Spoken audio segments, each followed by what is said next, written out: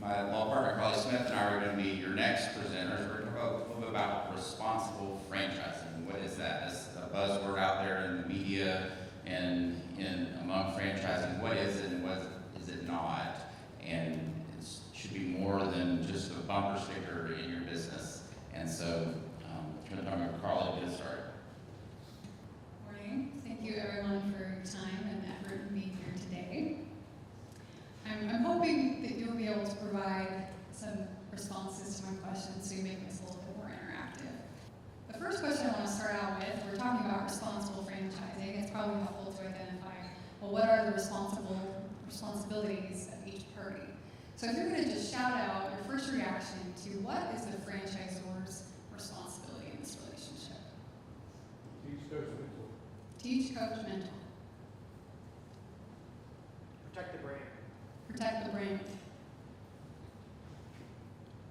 Others? Say no to the wrong people. Be responsible about who you let in. Say no to the wrong people. We've summarized some of these obligations on the board here. So the first is you need to create systems and support that allow the franchisee to be profitable. As was mentioned, when a franchisee is profitable in achieving their financial goals, they're going to be on board with your system, they're going to be happy, they're going to be supportive, and ultimately they're going to stick with your system. The next is to comply with franchise laws. It's not just because I'm a lawyer that I'm saying that. There's significant liability that can happen, of course, if you're not complying with laws. But more important, the laws help to guide some of the rules of the relationship. The franchise disclosure document really helps to set the expectations of that relationship when you begin. And then other franchise laws help keep the relationship fair moving forward. And it was mentioned, it's the franchisor's job to develop and protect the brand, the intellectual property, and kind of the strategy. The franchisee needs to focus on being an excellent day-to-day operator, and the franchisor has the time, resources, and perspective to guide the brand through market changes and to innovate. It's also its responsibility as the trademark owner to protect that IP. And finally, franchisors should be trustworthy and transparent leaders. No franchisor and its staff are going to be perfect, but hopefully if there's a level of respect and trust, that we can work together to overcome those issues and focus on the synergies that make franchising really rewarding to both parties. So what's the franchisee's responsibility? Again, feel free to shout out answers. You have to uphold the standards of the brand. Uphold the standards of the brand, yes. Our trademark laws make sure that we have consistency across unit to unit. Communication. Say that again? Communication. Say the foundation. Communication, yes. They, up here, they kind of communicate the brand to your customer. So that's the second point, is their job is to grow a base of happy customers. They provide the goods and services ultimately to the end user that your brand stands for. They're a really integral link in that. Their first obligation is to have a profitable business as well. If they're making money, again, you're going to make more money. So if you can help them be profitable, you're also going to benefit from that. And then, as was mentioned, they need to uphold your systems and standards. There's a reason that they picked franchise A over franchise B, and part of that is buying into the systems and the vision of the franchisor. And so if they're going to be true to that, they need to uphold what you're doing is the direction of the brand. And the goal ultimately is that franchisors and franchisees are really interdependent. And so as they can each maximize their strengths and responsibilities, everybody's going to win. So what do you think you need to do then to communicate your responsibilities and their responsibilities to them? What are the places and opportunities that you have to do that? I've got like a SOP is kind of operating procedure for them to follow and you follow lockstep. Yep, the manual. It goes by a lot of different names. We tend to call it the brand standards manual. That's a really important way to communicate what their job is. It also sets out the foundation of those early communications with them. What are you saying in the sales process? What's the initial training like? What are you saying in your field visits and your follow-up calls? And kind of, these responsibilities act like the baseline philosophy for your brand. It's kind of like another form of a mission statement. So it should inform the decisions that you're making and the communications you're having with your franchisees. The Federal Trade Commission, the FTC, is the organization at the federal level responsible for administering franchise regulations. And they have taken a renewed focus on franchising in the last 2 years or so, and are really making an effort to explore franchisees' concerns, in particular, about where these responsibilities maybe are not being met. In March of 2023, they sent out a request for information over a 3-month period, and they got over 2,000 comments from franchisors, people in the industry, and from franchisees. Over 50% of those comments were from franchisees, and they spent the last year kind of digesting that and responding to it. As we say in kind of the legal world, bad facts make bad law.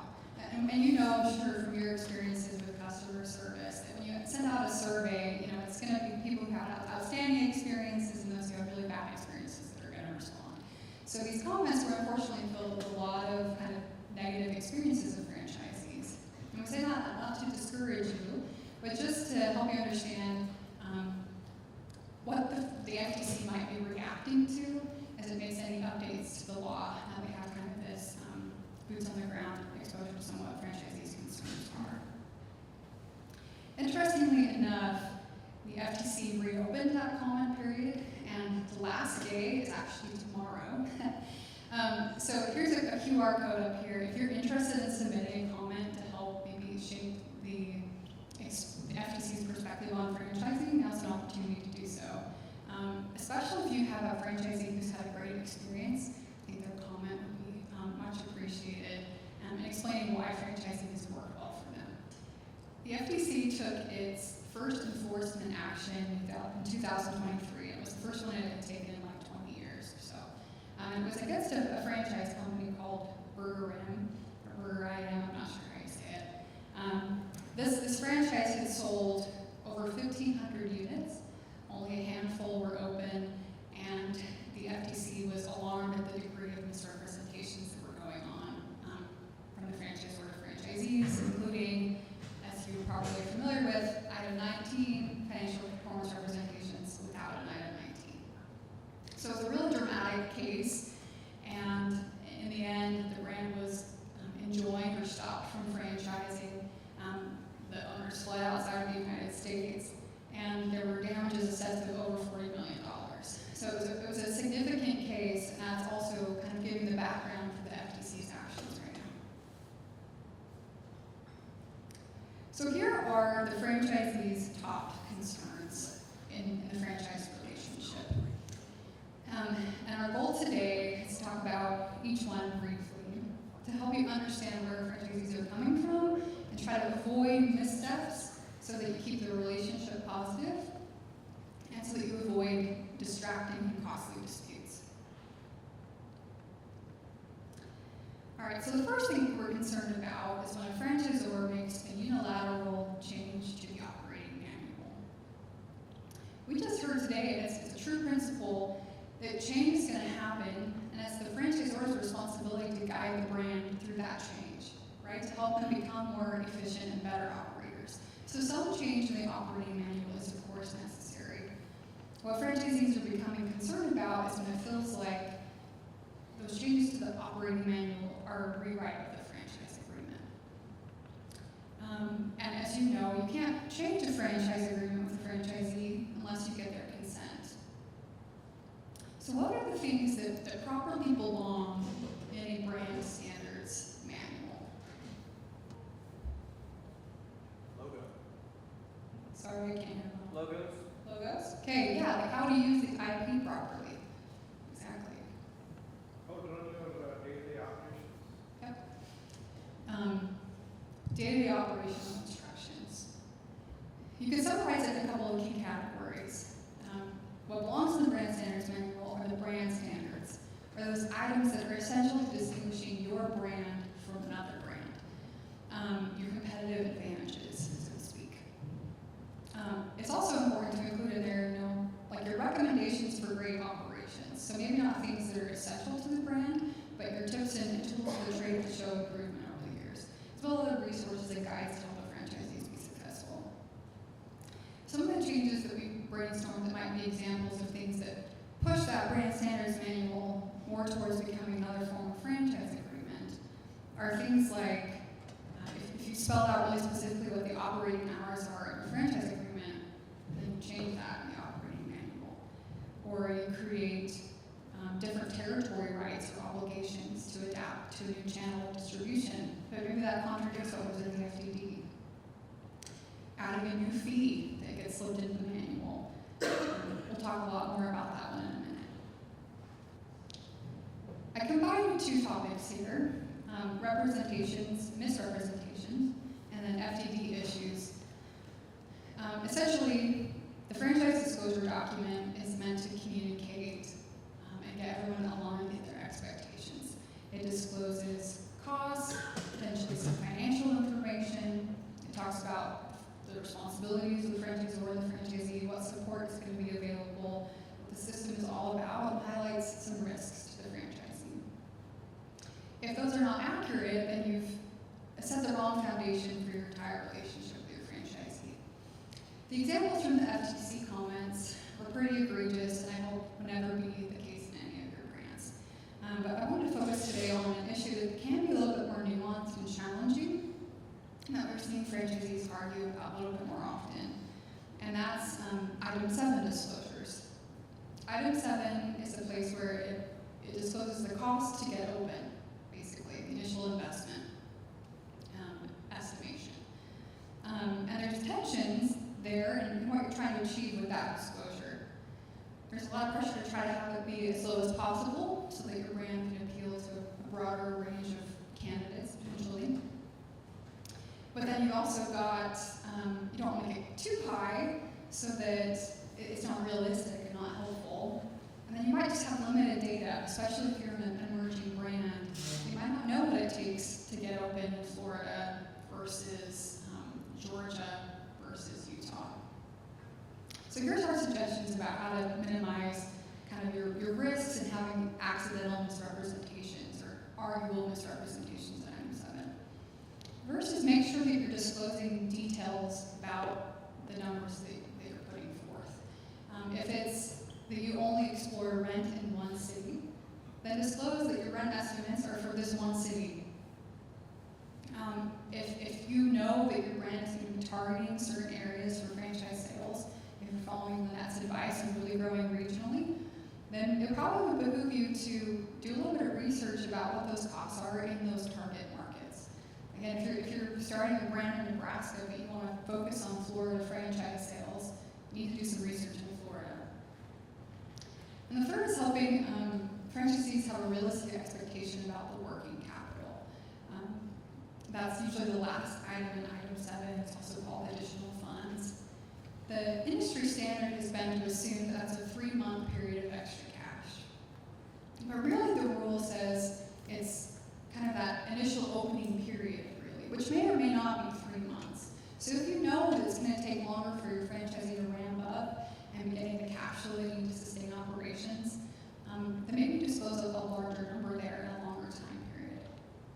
We've had some anecdotes from people in franchise financing that banks in particular are looking at these item 7s and they're not willing or encouraged to lend higher than what's disclosed in item 7. So I'm curious if the folks in the room who are in franchise financing agree with that, or if they're willing to be a little bit more flexible and go above, lend more than what's in item 7. Ultimately be underwritten for. I don't know if you're saying that or not. Yeah, obviously the projections would have to support it. The market demographics would have to support it. It would have to make sense. You can go above and beyond that. Usually we go through a pre-qualification process, and a lot of times you don't have some of those variable costs.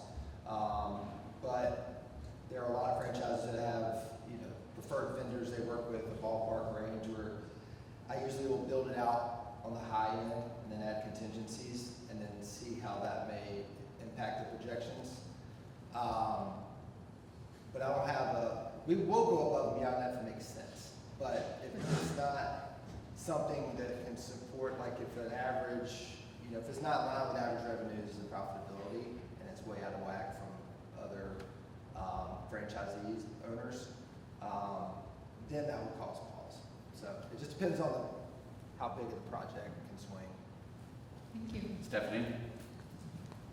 I agree that, to everything that he said, that the franchise, of course, the projections have to support that, but we can go above and beyond, at least with our lender network, as long as there's justification, reason behind it, things like that. But it, like you said, it does have to make sense for the banks to be willing to do so. So fees, franchisees, contrary to what you might think, are not complaining about having to pay you anything. It's simply, they've got three kind of central concerns. The first is the introduction of new fees that were not disclosed to them in the franchise disclosure document. The second is they feel like the fee and the amount that they're paying is not reflected in the degree of support they're receiving in return. And a third, that those small fees add up and can reduce their profitability. They tend to blame you for that. We'll talk about new fees in a second, but the concern about having the fee be represented in the amount of support received, that's probably a concern that you're going to experience as the franchisee becomes more mature in the life cycle of the business, because they're not going to need you as much, and they're going to have the systems figured out, and they're going to start wondering, well, what is that royalty I'm paying really going for? So we advise you to think about, how are you demonstrating your value and support both to beginning franchisees as well as mature franchisees? So the quintessential example of this would be like a technology fee that ties all these things together. So maybe a brand did not disclose a technology fee in their FDD, but then they've developed over the last 10 years a robust set of technology products that are benefiting all the franchisees. And those costs are starting to add up, and they're no longer able to support it themselves, so they introduce a tech fee. It's $100 a month. The franchisees are saying, whoa, whoa, whoa. A, I wasn't disclosed this.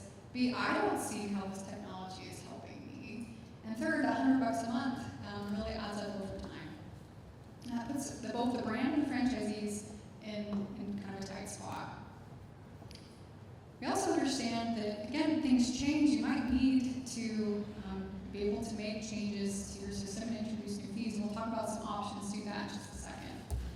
The FTC just recently in July released a policy that says not only can franchisors not introduce fees or mandate that franchisees pay fees that were not disclosed to them in the franchise disclosure document, but that by doing so, they're committing a violation that's an Unfair Trade Practice Act. So it kind of takes the stakes higher. I would agree that basically that's the status of the law anyway, that you shouldn't be mandating fees that are not in the franchise agreement or that weren't disclosed to them. But you can assume that plaintiffs are going to pick up on this kind of policy and make that a new focus of what they're bringing. So then what are you supposed to do? So here are some choices. The first is make new programs and new fees voluntary. If it's going to have a lot of value for your franchisees, you might get a really high adoption rate, even if it's not mandated. The second approach is to get franchisees to consent in writing to an amendment to their franchise agreement that allows you to charge that fee. You might think, well, when would that ever happen? And it has happened with a pretty notable system with KFC. The second owner of the brand went around and said, look, these franchisees don't have a brand fund as part of their agreement, and we need that to grow. And he was really persuasive. They knocked on every door and got the franchisees to agree to it because he could demonstrate the value. The third thing, and the FTC probably wouldn't love me saying this, but the fees are really restricted to what is the franchisee paying the franchisor. There's less restrictions on what is the franchisee paying to a third-party supplier. So if you're able to have that program come from a third party rather than through you, you might be able to avoid that. Of course, you need to check your franchise agreement, check your other disclosures to make sure that lines up with what you said. That's an option. Consider having a shorter term on your franchise agreement, just a little bit. That gives you an opportunity to renew it faster and implement new fees. You can disclose fees that you haven't implemented yet. Again, a technology fee. Maybe it's not something your brand is doing right now, but reserve the right to implement it in the future so you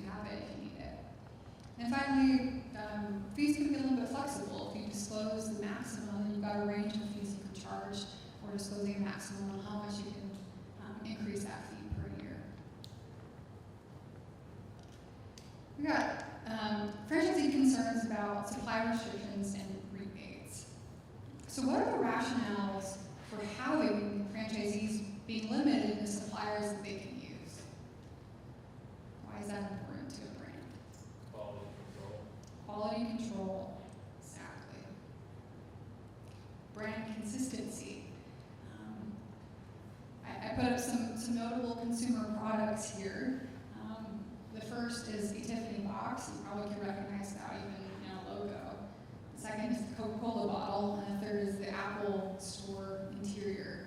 You can bet that they are not outsourcing the supply of those iconic brand images to just anybody.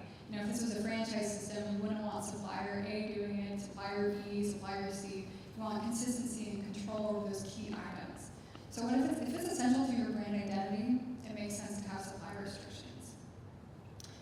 There's also hope that as you grow, you're going to get economies of scale and be able to negotiate better prices for your franchisees. And then third, it's kind of the responsibility of the franchisor to manage the supply chain. That's something they can do with their perspective and resources in a way that a franchisee can't do on the ground. Second, we'd encourage you to take a hard look at what is actually essential that you do need supply restrictions for, and what maybe can you give on that really doesn't matter where the supply is coming from. There might even be opportunities for franchisees to participate in that rebate program, and that's probably more common in the food industry than others, but we've seen that happen. 25% of the FTC comments by the franchisees complained or talked about being worried the franchisor was going to retaliate against them for the comments they made, with the most acute fear being termination of the franchise agreement. So the FTC, again, released a policy in July that said that those typical clauses in the franchise agreement can be used to prevent franchisees from talking to government agencies. And we agree that it's important that there's an opportunity for franchisees to communicate their concerns.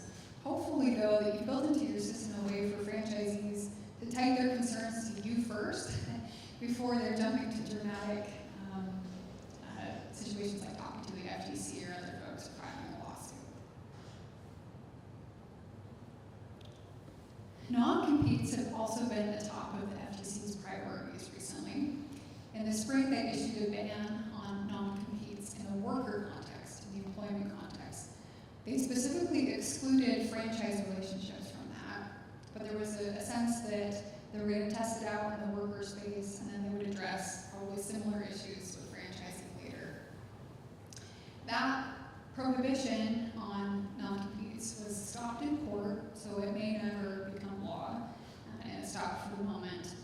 But it got us thinking, what do you do to make sure the non-competes you have are enforceable? And what do you do in a world, whether it's a state like California that prohibits non-competes altogether, or other states in the future, or other state laws that limit the application of them? How do you adapt to that and still protect your system? So the franchisee's concern with a non-compete is that, look, I put my life savings into this business, it failed, and now I can't do anything with the skills I've developed. And the FTC says, yes, plus it hurts competition in the market. A franchisor, though, has a lot of key reasons for wanting to defend its brand and prevent the franchisee from having an unfair leg up and competing against you after the relationship ends. You've provided trade secrets, confidential information, specialized training. You've got the customer relationships, you've got the brand identity, brand recognition, the supply relationships. And if all that got turned on you due to a terminated agreement, then that's unfair competition against you. So to focus on having your agreements be enforceable, make sure that they're written in a way that ties the restriction to your interests that need to be protected. It can't simply be that you're trying to keep someone out of the industry for 10 years. That's not the goal of a non-compete. Second, make sure your restrictions are reasonable in the time and scope. And we often tell people to look at what's this, the radius from where your customers are actually coming from. If you're an ice cream shop and you've got a non-compete that says you can't compete with us within 200 miles. Well, how many ice cream shops did that customer come across before they got to you, right? Chances are they're not coming from 200 miles away just for your ice cream. And the court's going to be looking at that really skeptically. And then third, be selective with who signs.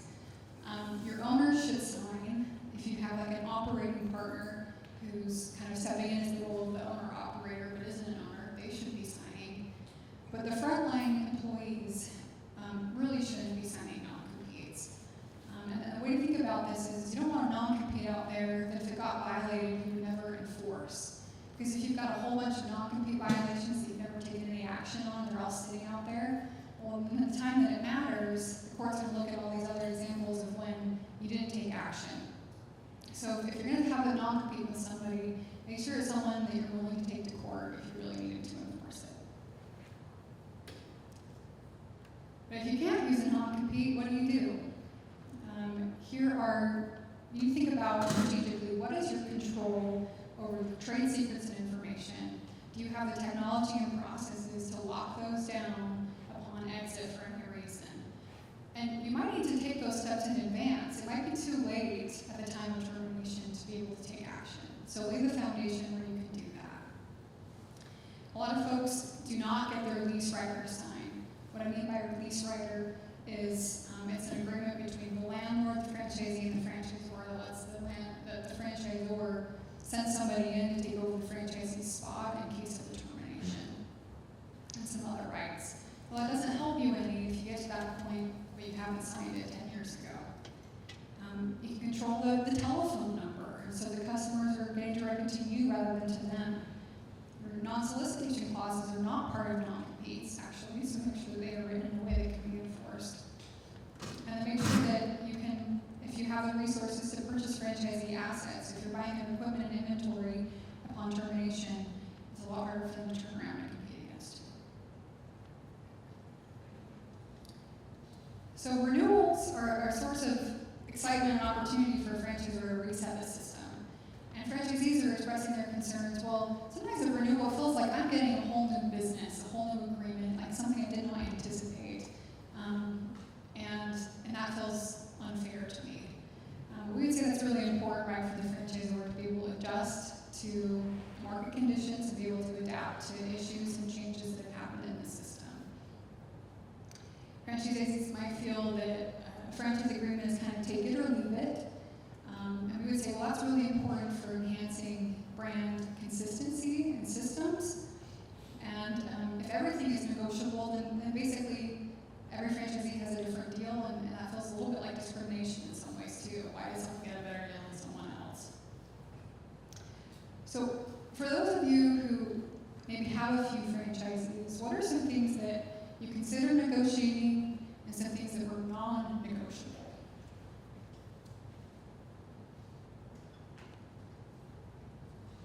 I'd say it all goes back to brand standards again.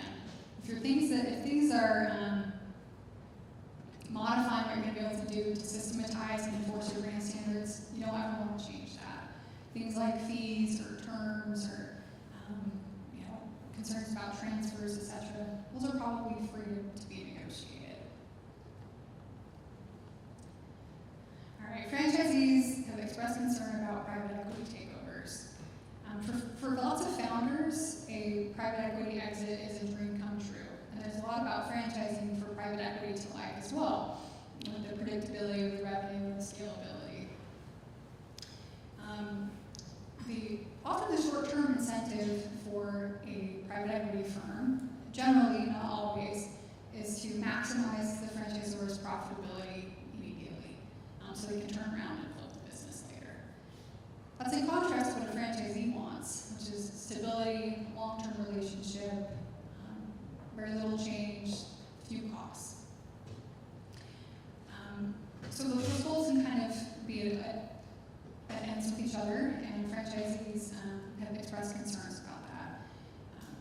What private equity can add, though, is a lot of resources, management experience, can build out with other brands and get lots of synergies there. Have any of you had experiences in the room with a private equity takeover and seen the positives that can come from it? especially from a franchisee perspective? I'm Chris Cheek. I've been in the restaurant franchising business for 20 years, and I'm leading one of the roundtables. Wasn't a plug for the roundtable, but I've been with now 5 private equity-backed franchisors on the franchisor side, and most of them have been really good. I don't know that there are bad private equity firms out there, no doubt. But one of the things you alluded to it that they can bring together that helps franchisees, especially if they own other brands in your same category, whatever it is stronger buying power across multiple brands, reducing their costs, the unit level economics inside the 4 walls of the restaurant. The other thing that private equity does is they professionalize the business a little bit more. I'm speaking on advantages to the franchisee now. So they professionalize the business a little bit more. They enforce more discipline on the business in a good way. The bad private equity firms tend to enforce discipline across the board, good, bad, and indifferent. So those things, I think, all help the business from the franchisee perspective. The risk you have is the typical 5 to 7 year flip that your brand ownership is going to go through if it's true private equity, if you're a franchisee. So there's a lot more I could talk forever on this, but I'll hand the microphone back so I'll dominate the whole presentation. Yeah, in 2012, we were privately owned. We sold to IMC, which is based here in Raleigh, Investors Management Corporation. And, we've had actually a wonderful experience with them. But they're a long-term hold, so they have a 100-year philosophy. And we've spent, a lot of time. They've helped us professionalize services. They have a family of companies, so we get to partner with other, executives across their portfolio. And they really helped us, I think, just sort of like evolve and mature as an organization. So it's been a great experience. So I have a somewhat negative approach, but only from a particular perspective. So I work for I'm Robert Mitchell, WSI. So I work for a company called Bow Concept. Nobody's heard of them probably. They're an international Danish furniture franchise. They got purchased by a company, and I was head of franchise development for the Americas. So I got the brunt of a private equity revamping our FTDs in a way that was very hard for renewals. And so I found that they got really greedy and they made a mandatory buy-sell agreement inside the agreement so that the franchisor could buy back locations if they wanted to. So that was a negative approach of a private equity taking over. So I'll keep this one really brief. With your marketing fund, be a good steward of the funds and disclose whether you were required to or not, how you're using them. Show that ROI, show the value that delivering through the brand fund. Finally, their last concern was on early termination fees and damages. They felt trapped in an unsuccessful business when they felt like there was a high liquidated damages provision. That seems scary and unfair. There's actually important reasons that franchisors use them. First, it really is an estimation of the franchisor's damages when a franchisee exits early. What about those lost royalties? What about the time and expense of replacing the franchisee? What about the lost customer goodwill in that market? It also is a very effective tool to promote early settlement. So we encourage you, when you're having maybe a negative experience with a franchisee and they want out, having a liquidated damages provision can help you reach a middle ground on what an exit looks like for them, rather than having them just shut down. And we encourage you to think about mutual termination as a good choice for a lot of franchisees, rather than always enforcing this really rigorously. There's a lot of reasons why businesses fail, and it's not necessarily always a franchisee factor that's driving that. So I'll turn the time over to Richie.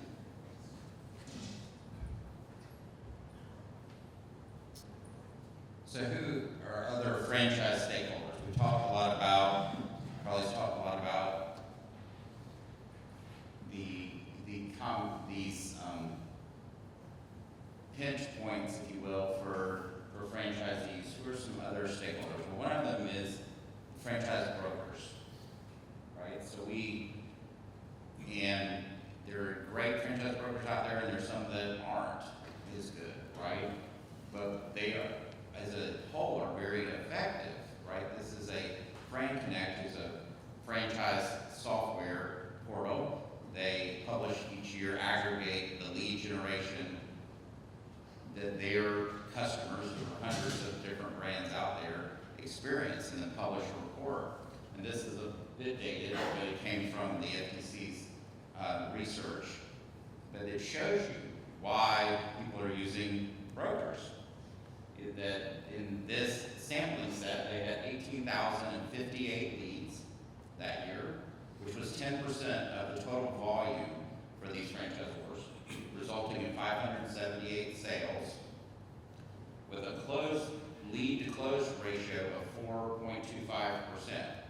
Now this could be deceptive, right? Because I assume this is the lead actually hitting the franchisor's system. So the broker themselves may have gone through a lot of leads before it actually was registered with the franchisor. But that beats all other paid lead sources by a factor of 4.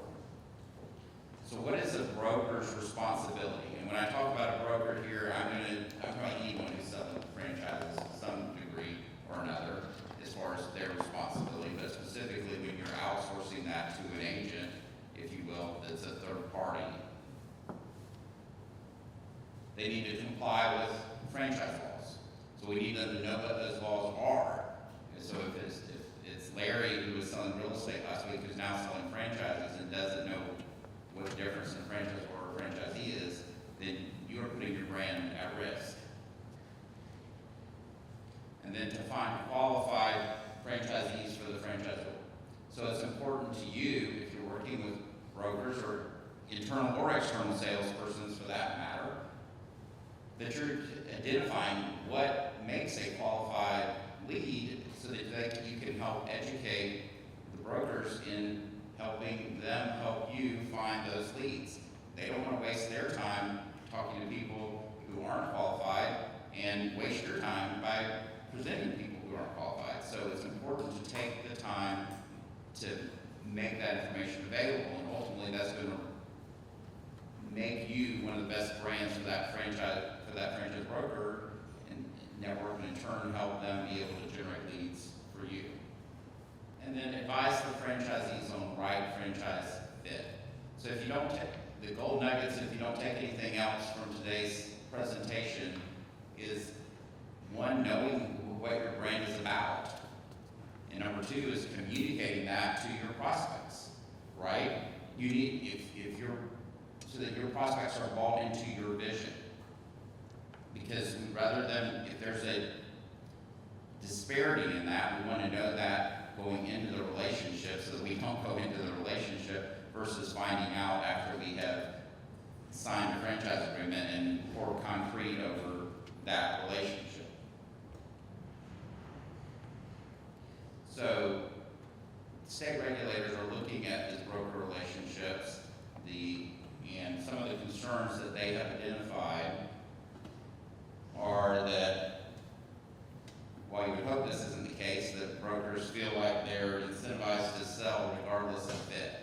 Now those who've been in the business for a long time probably have learned that that's probably not a good way to approach it, but there are others who that's definitely the way that they're approaching it, which creates sort of an arms race, if you will, of how much you're willing to spend to get sales, and then how much that initial franchise fee, or even worse, how much of the ongoing royalties in some of these situations are you willing to sacrifice in order to get those sales, which we, by the way, do not encourage you and absolutely discourage you from sacrificing your royalties, right? That's your oxygen, and so you're cutting off your oxygen supply when you do that, so we definitely discourage you from doing that.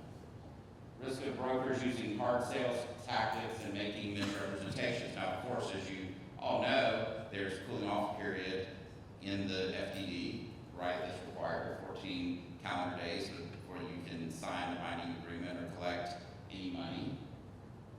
But that helps a little bit with the hard, the timeshare kind of hard sale tactics, right, by having that cooling off period. But there are misrepresentations that go out there. Part of that is ignorance of the brand, and so, as my law partner says, is ignorance knows no bounds, right? So if they don't know anything about your that aren't necessarily true, which of course is why it's important to educate them on your brand so that they think the representations that are being made are actually consistent. It's not always clear whether the broker represents the franchisor or the franchisee. If they're presenting themselves as consultants, that they're helping them find the right franchise for them, then while they're being paid by the franchise, or in all situations, perhaps they're not necessarily adequately representing to the public who they really work for. Number 4 is that there's no barriers to becoming a franchise broker, even though a franchise purchase is perhaps one of the most significant purchases a family will ever make in their life. And is the only, currently, is the exception of a couple of states, is the only thing you can sell without a license, right? I can't sell insurance. I go to jail if I sell insurance. I can't originate a mortgage for somebody. I can't sell stock, but anyone can pull themselves out today in most states as a franchise broker. Broker compensation's grown, as I mentioned. There's no standard ethics, no clear pathway for recovery if the broker has a violation. So that because there's no contract between the franchisee and the broker, then if the broker made misrepresentations, then the only person they can really sue, have a clear path to sue, is the franchisor for that. And if your agreement doesn't protect you, if the broker doesn't protect you as the franchisor for that, then you're left with nowhere to go to get a recovery for the legal bills and potentially payout that you're having to incur because of the things that they said or did. And there historically has been limited registration, just Washington and New York, with no disclosure about the broker in themselves or their relationship or their litigation history or so forth. So that's in the process of changing. NASA, this is not the organization that used to bring people home from space before Elon Musk had to do before them. But this is the North American Securities Administrators Association, and they're the coordinating body of franchise regulators. And so they have put forth a model Franchise Broker Act, which really involves 2 components. Number 1 would be registration, having a registration requirement so that brokers, and this would vary perhaps state by state, could involve potentially requiring some kind of competency exam and training, continuing education requirement, financial or insurance criteria. So, there's talk, for example, Carly and I talked with Teresa Leeds, who's the chair of NASA. We sat together at the IFA convention in February, and she wants, she's definitely pushing to have a bonding requirement for a surety bond requirement so that there is a method of recovery in that situation. Broker disqualification if there's certain litigation or criminal history. So, and then the second would be disclosure before discussing a specific franchise. So, and part of that would be a disclosure of the compensation that the broker is receiving so that they understand and the prospect understands how the broker is being compensated.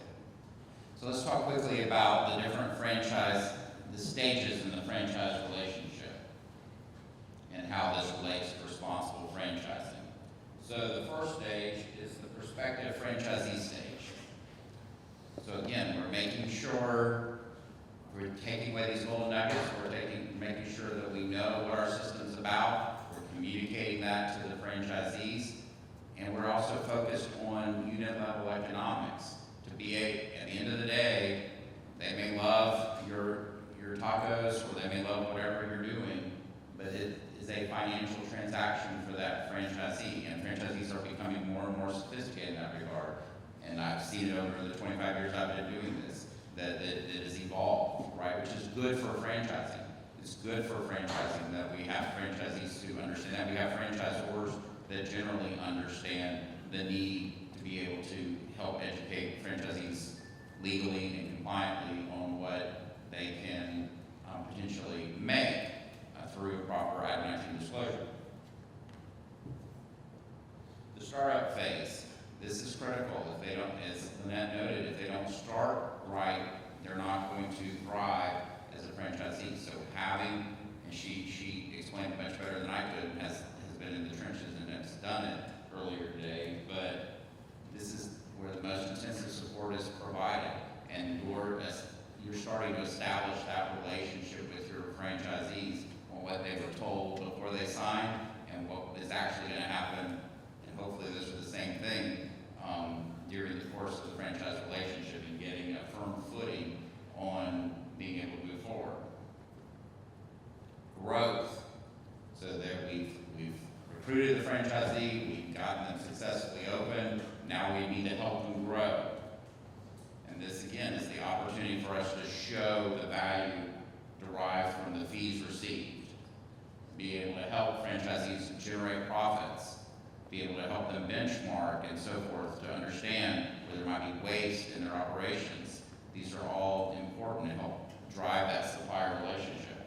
Fine-tune the application of your system and provide opportunities for multi-unit growth if that's something that's of interest to them, which again is understanding who your target franchisee is, going back to those golden nuggets at the beginning, right? Chick-fil-A would be the quintessential example of single unit operations, right? You can't get two, right? You only get one. They won't let you open. There's one guy in Atlanta goes to, right, out of however many locations. They won't do it. So the only solution for that franchisee, if they want to make more money, is they better figure out how to drop some more chicken out of that location, because that's the only one that they're getting, right? But for your system, that may not be the path forward, and that may not be who you're looking to recruit as a franchisee. You may be looking for franchisees who aspire to own multi-unit operations, and by providing them a pathway to get there and being able to help them develop the leadership infrastructure and so forth to be able to get there, then you're going to help them thrive, and they're going to be your best salespeople. Because their names are in the FDD, right? I always say to franchise owners and franchisees alike that the most important disclosure in the whole FDD is the list of franchisees and their phone numbers, right? And when they ask that question, if they had to do it all over again, if they say run, then that's the problem, right? And because they regret their decision, or if they are telling yes, absolutely. And it's always the best, of course, are when it's somebody who left the system and they get the call and say, yeah, I've done it over again, because the relationship was strong enough that even though it didn't work out for them, they understood the value of the brand, and that the brand tried to help them. So maturity, seeking franchisee input. We talked about that earlier today. Guide brand through the market and changes, and helping them develop their leadership as they're growing and getting large organizations. You want to help them develop that leadership within their organization.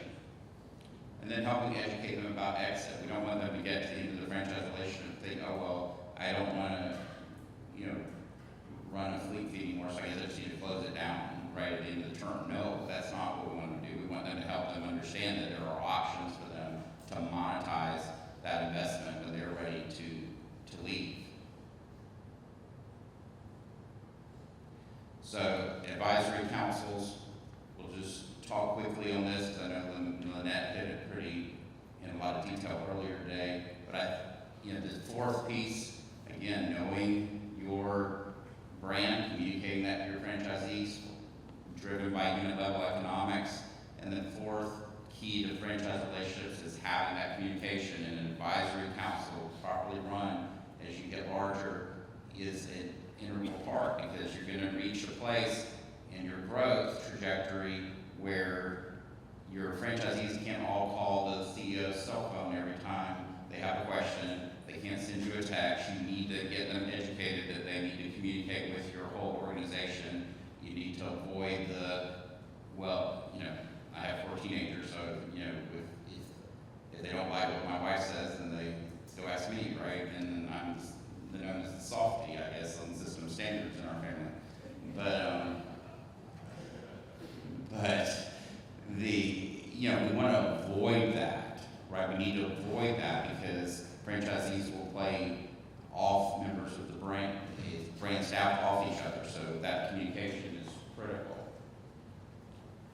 So the advisory council is a source of information on the strengths and weaknesses of the system. You need to always be looking to do things better and evolve. The old adage in franchising is that the life of a hotel brand is 20 years. When's the last time you stayed at a Howard Johnson? Some of you don't know who Howard Johnson's is. When I was a kid, that was the only place you could stay. It was the largest hotel chain in America. Now I think there's 3 of them left, right? Because they didn't evolve. Sources of innovation. Some of the best ideas in franchising, the filet of fish or the Big Mac, have all come from franchisees. So being able to have a venue for them not to go rogue, but actually be able to communicate those ideas that can be adopted by the system, the advisory council can provide that. Place to test ideas. Lynette talked about that this morning. Getting franchisee buy-in to system changes. If you can present it to your advisory council, you can show that you've tested it in your corporate locations and provide them with that analysis and the results, and then getting the buy-in from your advisory council is potent in helping your franchise community accept these changes, because you may think it's a good idea as a franchisor, but when their neighbor franchisee says, "We really need to do this, this is great, and it's made a big difference in my franchise," then that's when they're really going to listen. It helps prevent disputes. Franchisees at the end of the day want a voice. They're not necessarily looking for a vote, and yes, you're ultimately the owner of and the licensor of the system, but they want a voice, and they have a lot riding on that. And so giving a venue for that voice to be communicated, which also means that you need to listen to it, not necessarily you have to agree with it, but that you need to listen and process that information.